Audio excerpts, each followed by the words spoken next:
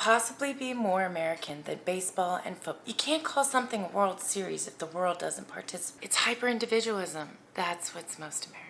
Hi, you stumbled across a video in a series that I've dubbed The Accidental American, because at this point, the only things that feel American about me are my passport and my American accent. I did not grow up in the United States. I was born and raised in Germany. My parents were stationed there with the US Army. I lived in what you might call an American bubble designed by the US military. I've always had one foot in American culture and one foot in German culture, and never really fully integrated into either one until my mid-20s to late 20s, and then in my mid-30s to late 30s. So I lived in Germany up until I was 35 years old, and I've lived in the United States now for the last 5 years. This series is really like a documentation, a review about my experience living in the United States as a US citizen for the first time. It is unpacking the feelings, the thoughts, comments, questions, concerns, and overall, this series is really just to explain myself or document the reasoning why I don't see myself living in the United States long term. And this is not to poo-poo on the United States and say it's, the worst place in the world to live. There are many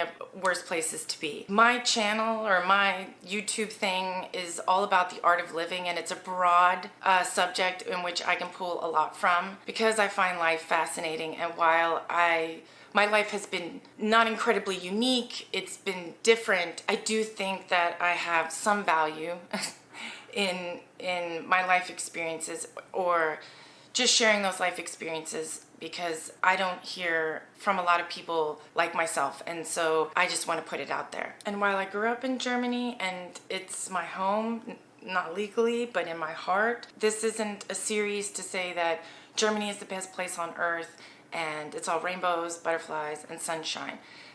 Germany has its own sordid past, it has its own issues, just as the United States or anywhere. Nowhere is perfect, and it's up to the individual to decide what they're willing to give and take to live in a country or in a culture.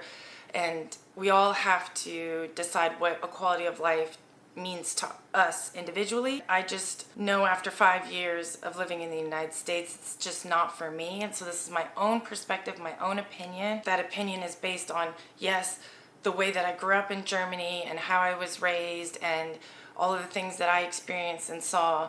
And so that does influence it, but there could be somewhere in the world that is like the most ideal country, town, city, whatever, for me. I'm not gonna pretend that like Germany is just like Mecca. It is not.